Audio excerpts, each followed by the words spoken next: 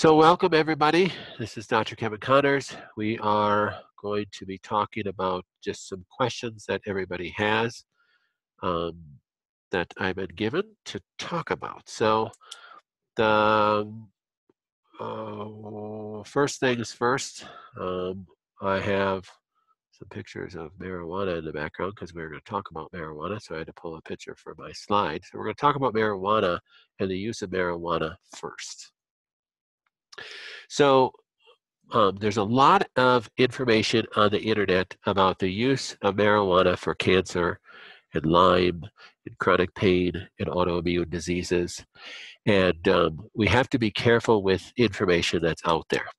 So first of all, my warning number one is that there is no hands down cure for anything. And marijuana is another one of those things that can be very helpful, but it's not a hands down cure for anything. So just let's make that perfectly clear. Protocell has cured a lot of people. Mushrooms has cured a lot of people.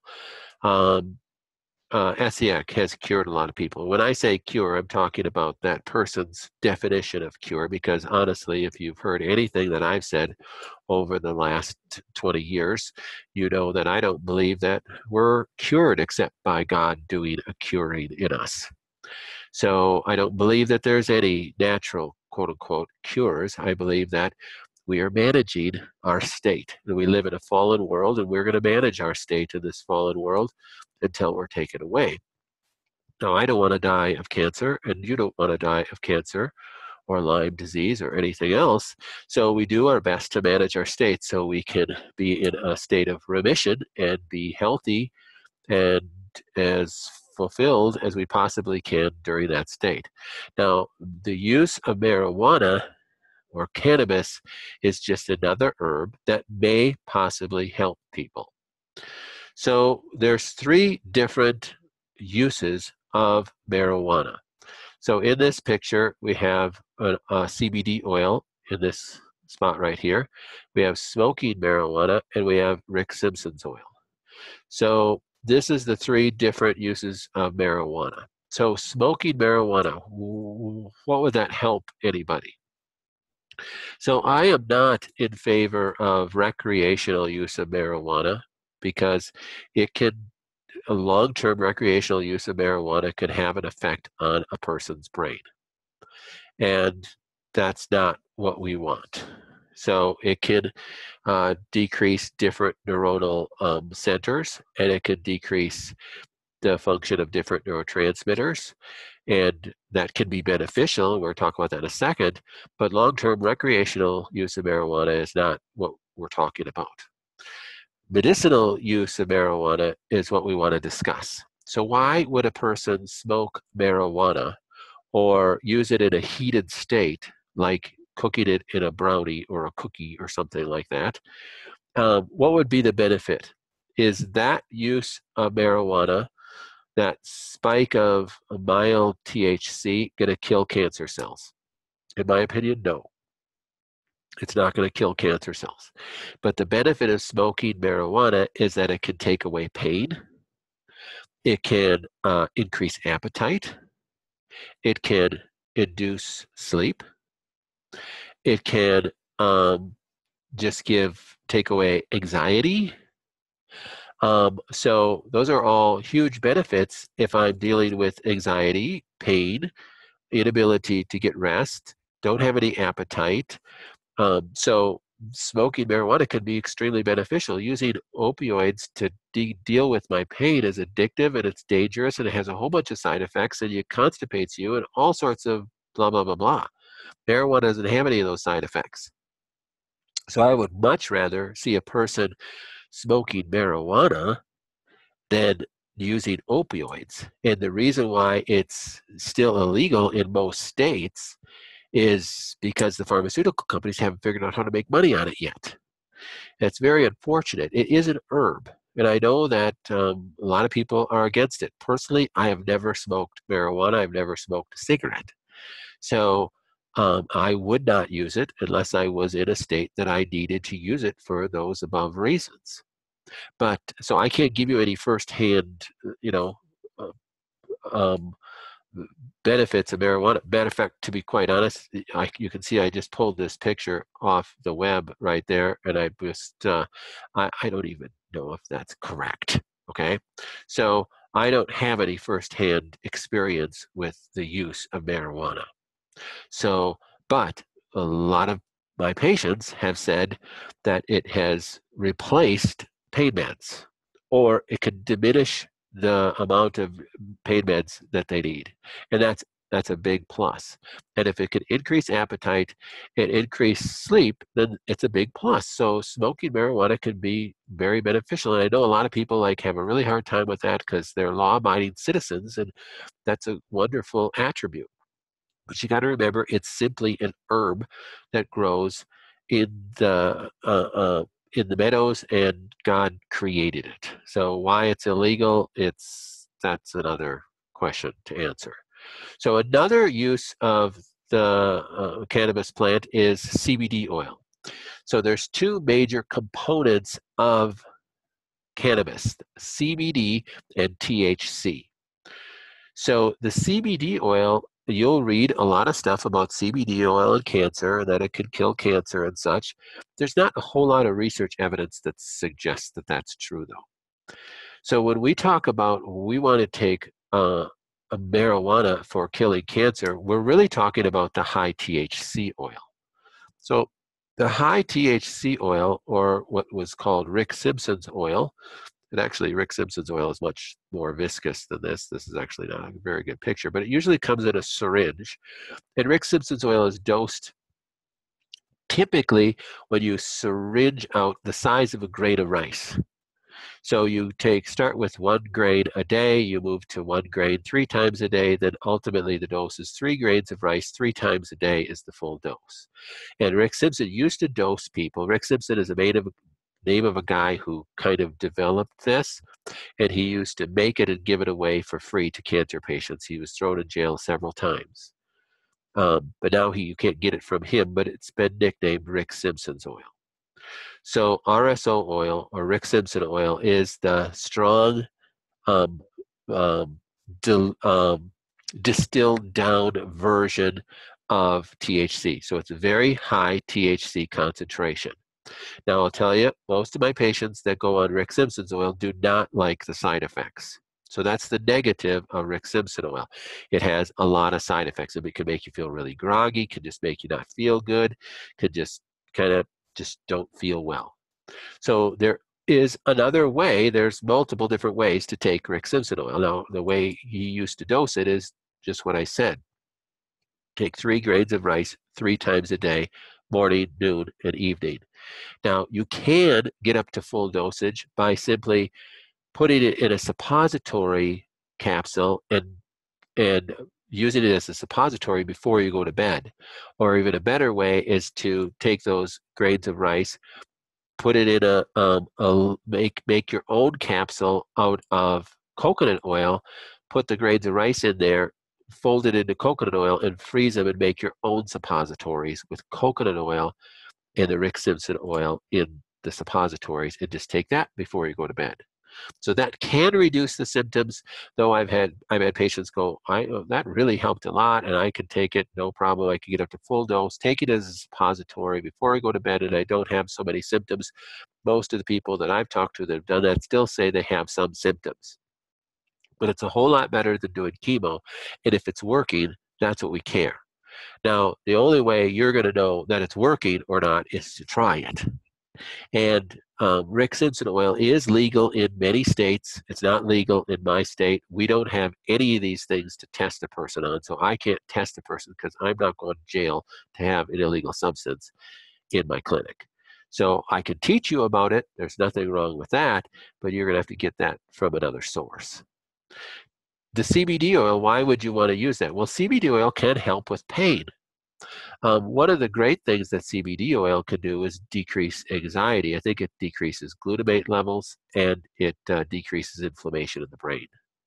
So CBD oil has been touted big time use with people that have uh, seizures. It's been extremely helpful for people that have seizures. So CBD oil Rick Simpson's oil, so CBD, the Rick Simpson oil is the high THC, and smoking marijuana are the three uses of marijuana. Smoking or using it in some sort of edible. If you use an edible, I know in a lot of the legal states, you can get gummy bears and edibles in a sweet source. We don't recommend that because you want it in a fat. This THC is a fat soluble substance. So if you can keep it in a fat, you're going to keep it in the body longer. So if someone gifted you some gummy bears and you don't want a spike high, that's not what we're shooting for, right? We want this long standing in our system so it decreases pain. You can take the gummy bear and stick it in a tablespoon of coconut oil and swallow it down that way. And that will help as your body absorbs the fat with the marijuana. Then you will have a more slower, not such a spike, a slower upward curve. It'll stay in your body a little bit longer. So that can have some greater benefits. But that's the use of marijuana, and you want more information about that, make sure you just schedule a time to talk to us. I know in the state of Minnesota, if you have a diagnosis of cancer, you can get a marijuana cannabis card. So in a lot of states, you can apply for a cannabis card. They're giving it to you in a little bit different form, though. It's a pharmaceutical form. It's in a capsule. I'm not quite sure if that it works quite as well, to be honest with you. But if you could get it and your insurance pays for it, that's just great. I've been told by a number of people that they could get a cannabis card and then they could get it from the state, but then the insurance doesn't pay for that. So it's kind of a catch-22. They legalize it, as long as the pharmaceutical company can sell it and make money off of it, and insurance companies won't pay for it. Well, that's just stinks. So I know that you can find it in a lot of different states where it's legal and utilize it that way. The second thing I wanted to talk to you about today, which I don't have a slide on, is questions that people had about the Rife and feeling effects of the Rife when you start and you are dealing with cancer and dealing with Lyme. So let's talk about that, because that's two different things that we're dealing with depending on what we're trying to kill. So remember, go back to some of the videos on the Rife technology and what it does. Some of our earlier Zoom calls in August or September, we had a video on the Rife and went into more detail about that. So I challenge you to go back and look those up and watch those. But I just want to touch on it here. So what we're trying to do with the Rife machine is to program frequencies that will affect cancer cells or Lyme co-infections and Borrelia bacteria and other bacterial and viral co-infections. So with cancer, let's talk about that first. What happens if I'm running the Rife and I don't feel good when I'm running the Rife? Is that a good sign or a bad sign when I'm trying to kill cancer? In my opinion, that's an extremely good sign. So we want the Rife frequencies to be killing cancer cells. That's what our desire is. If it is effectively doing that, we could feel a little queasy. We could feel a little just icky. We could feel a little nauseous. That's what we want it to be doing. Now, not always, because at the rate of the death of the cancer cell, you might not feel anything. And most patients don't feel anything. So don't flip this around and say, well, I've been running it and I don't feel anything, so it must not be working for me. That's not true. But if you do feel that way, if you feel nauseous, you feel sick, and you have pain, it hurts right in my liver when I'm doing the Rife, that's actually a very good sign. However, it's not always pleasant to feel that way. So you may want to slow things down a little bit by moving the bulb a little bit away from you, because then you're not going to have the same effect on the cancer cell. It's not going to kill it as fast. And it's going to slow things down, and you won't have the the same death rate of the cancer cells, and but you won't feel so bad. So you might want to put the bulb a little bit away from you and slow down a little bit. Or you might want to suck it up and struggle through it because you're going to kill at a faster rate. So that's my opinion about the rife and cancer. It's completely different, my opinion is, when we talk about Lyme disease. Because when we're killing a bacteria that is a gram-negative bacteria like Borrelia burgdorferi, Lyme disease, and all of its co-infections, gram-negative bacteria, by their very nature, have a lipopolysaccharide in the cell membrane. So when you kill that bacteria, you liberate the lipopolysaccharides. The lipopolysaccharides are large enough molecules that will stimulate an immune response. Well, most of my Lyme patients are phase 3 Lyme or stage 3 Lyme. That means they're in an autoimmune phase. And if you're in an autoimmune phase, you have antibodies to your own cells. That's the definition of autoimmune disease. So if I have antibodies to my own neurons, and I kill the bacteria too quickly, and I liberate too much lipopolysaccharides, I will stimulate an immune response. And when I ever stimulate an immune response, I will kill that which I have antibodies against first, namely my neurons. So if my Lyme patients say, I didn't feel good after I rifed last night, I say, you need to move the bulb farther away from you because we don't want to be stimulating an immune response and killing your neurons, hence you not feeling well. So with my Lyme patients, I don't want them to feel worse after rifing. That means we're killing the bacteria too quickly and we're stimulating an immune response, and then we're killing self-tissue. So two opposite answers. I don't feel well after I rifed last night. Do you have cancer? Yes. Well, then keep doing it. Answer number 2. I don't feel well after I rifed last night. Do you have Lyme? Yes. Well, then you need to move the bulb farther away from you tonight. Now, also understand, each one of your nights are different. So in a cancer patient, you might not be running the exact same frequencies tomorrow. So you might not feel that way at all. I know that can happen quite frequently. So a person is running the Rife and it's only between 1 and 1:30 that they felt this way, and it woke them up and they didn't feel good and they had to get up and take a Tylenol or something. Well, usually if you just get up and walk around, that's going to go away and you can go back and lay down, and the Rife is now running on a different frequency that may not be affecting you the same way. So remember, it's cycling through a couple hundred frequencies every night, and it was just some specific frequency that night that was really hitting you hard.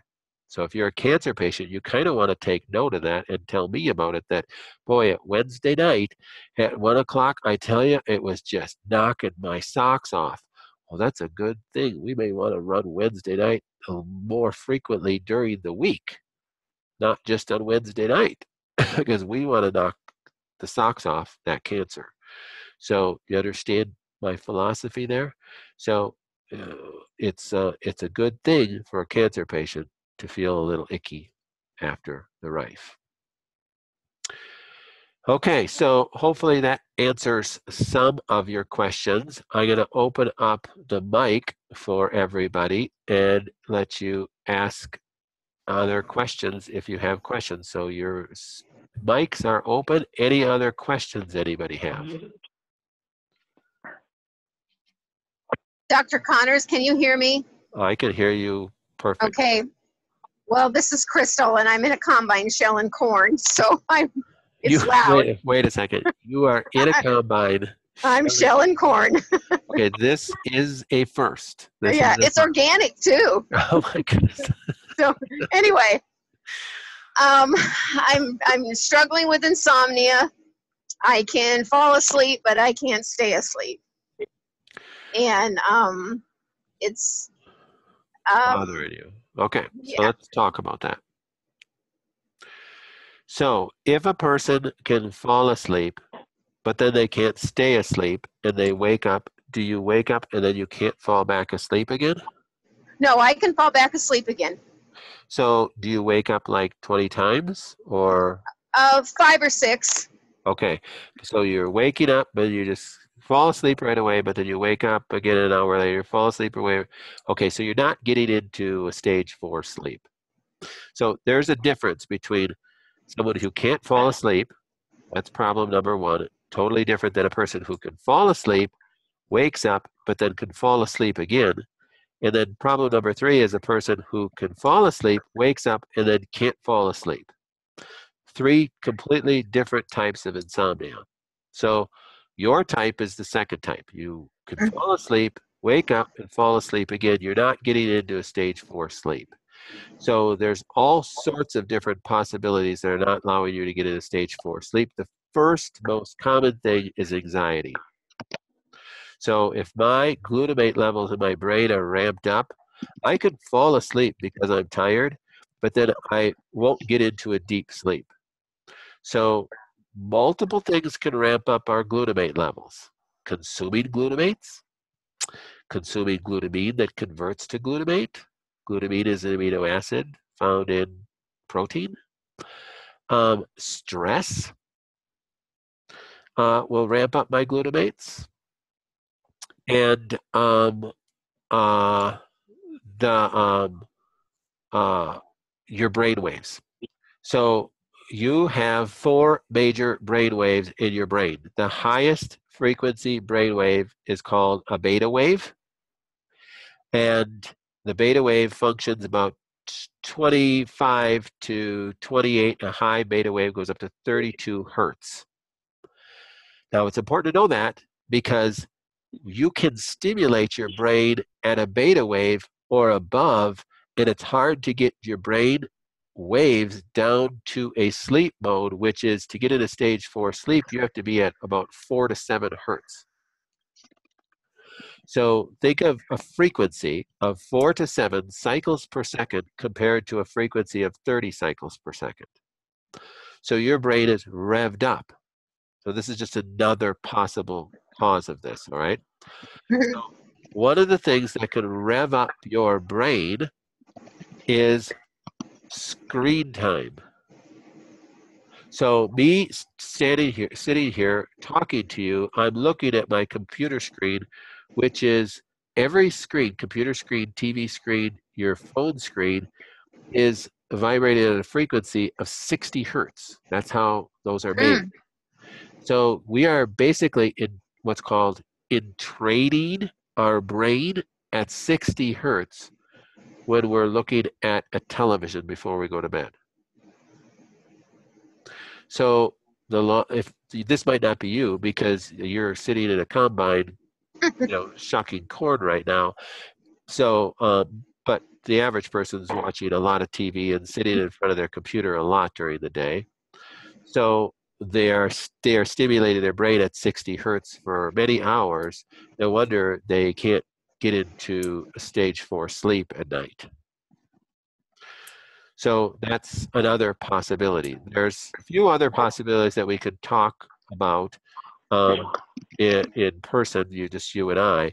But when I said glutamate levels due to consumption of glutamine, stress, and brain waves can affect that second type of insomnia. Okay, thank you. Does that help? Yes. So that's what we tell with kids that aren't getting good night's sleep and they can't, they are waking up all the time. We tell parents to limit your kids' screen time. No wonder they're ADD, ADHD bouncing off the wall. You're training their brain at 60 hertz, especially when their brain is growing. You can't figure out why you can't get them to calm down and listen to things. Well, to calm down and listen to things, you have to be at about 10, 12 hertz. And no wonder they can't get down to 10 to 12 hertz. Their brain is running at an ultra super high beta wave that doesn't even supposed to be at that height. So screen time is limited is important. Okay, thank you very much. Any other questions? So we have a chat question. I'm going to share my screen here, okay? But you can still hear me, yes? Okay, so you can't see my screen anymore, correct, everybody? Correct. Okay, good. So we have a patient that asked a question about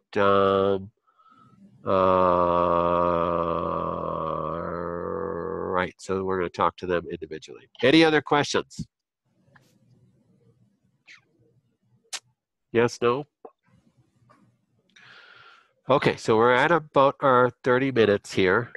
Remember also, I'm going to remind you again, if you have other questions that you want to stay anonymous with, you can email the questions to the clinic email, and then one of the staff grabs those and writes them down or sends them to me so that I address them on the next Zoom call. So make sure you do that. We want all your questions answered. We don't want anybody mad because we didn't get their questions answered, but I can't answer the question if you don't ask it. So make sure you do that. All right. Thank you, everybody, for attending. This will be recorded. This is recorded, and I will upload it to YouTube and get it on Facebook for everybody. And thank you for attending. Thank you. Bye-bye.